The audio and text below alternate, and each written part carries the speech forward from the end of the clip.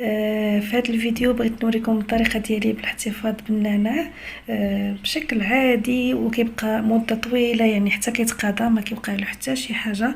هنا كيف ما جبت ربطه النعناع، ها هي كيف ما كتشوفوها. غادي نقطعها وننقيها،